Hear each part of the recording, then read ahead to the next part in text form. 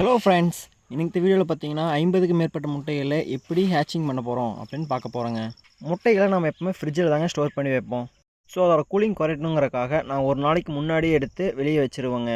Suppose நீங்கள் அந்த cooling வேலையே வச்சிங்கன்னா 2 விஷயம் நடக்குங்க. ஒன்று, அந்த கோழி பார்த்தீங்கன்னா அடையிலே படுக்காதுங்க. 2வது விஷயம், அதுக்கு கருக்கூடுறதுக்கான பாசிபிலிட்டிஸ் ரொம்ப கம்மியாயிருங்க. நம்ம கோழிங்க பார்த்தீங்கன்னா ஆவரேஜாக 12லேருந்து 13 முட்டை விடுங்க. இதில் பார்த்தீங்கன்னா ஒரு 4 கோழியோட முட்டை இருக்குங்க. ஸோ இப்போ நம்ம ஒன்று ஒன்றா அரேஞ்ச் பண்ணி வைக்கலாங்க.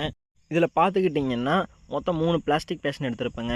ஒன்று மட்டும் பெருசாக இருக்கும், மீதி 2 பார்த்தீங்கன்னா அதோட கொஞ்சம் ஸ்மால் சைஸில் இருக்குங்க.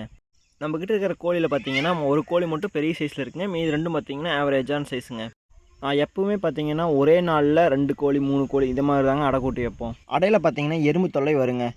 அது வரக்கூடாதுங்கிறதுக்காக ஒவ்வொரு அடைக்கும் பார்த்தீங்கன்னா 2 மிளகாய் வைப்போங்க. ப்ளஸ் அது போக பார்த்தீங்கன்னா இரும்பு துண்டு போடுவோங்க. அதாவது உங்ககிட்ட இருந்த பழைய போல்ட் இருந்ததுன்னா போட்டுங்க. நம்ம போல்ட் வச்சுட்டேங்க. மெட்டலோட யூஸ் பார்த்துக்கிட்டிங்கன்னா பக்கத்தில் ஏதாவது இடி இறங்குறது இந்த மாதிரி ஏதாவது விஷயம் நடந்ததுன்னா அதில் வரக்கூடிய மைனூட் வோல்டேஜஸை இது அப்சர்வ் பண்ணிக்கோங்க. இந்த கோழி தாங்க நம்மகிட்ட இருக்கிறதுலே மெயின் செட்டுங்க. இப்போது இது செகண்ட் பேட்சுங்க. அதுக்கு உங்ககிட்டயே இருக்கிற கோழிகளில் இது தாங்க அதிக முட்டை விடக்கூடிய கோழிங்க. கிட்டத்தட்ட பார்த்தீங்கன்னா 16லேருந்து 17 முட்டை விட்டுருங்க. இந்த டைம் 14 முட்டை தாங்க விட்டுச்சு. ஒரு கோழிக்கும் ஒரு இடம் விட்டுறலாங்க தனியாக. இது ரெகுலராக பார்த்தீங்கன்னா அடை வச்சா ஃபஸ்ட்டே அடையில் படுக்காதுங்க. ஸோ ஒன் டே பார்த்தீங்கன்னா தனியாக ஒரு கூடை போட்டு மூடி வச்சுருவோங்க. இப்போ பார்த்தீங்கன்னா தெரியும், இந்த கோழி பார்த்தீங்கன்னா ஃபுல்லாக முட்டை எடுத்து உள்ளே வச்சுக்கிச்சுங்க. ஒரு முட்டை மட்டும் டேமேஜுங்க. அப்படி இப்படின்னு நெளிஞ்சு ஒரு முட்டையை கீழே தள்ளிடுச்சுங்க. ரெக்கையை தள்ளி பார்த்தீங்கன்னா ஒரு முட்டை கீழே விழுந்துருச்சுங்க. இதுக்கு வச்சதே பார்த்தீங்கன்னா 18 முட்டை என்னமோ வச்சேங்க.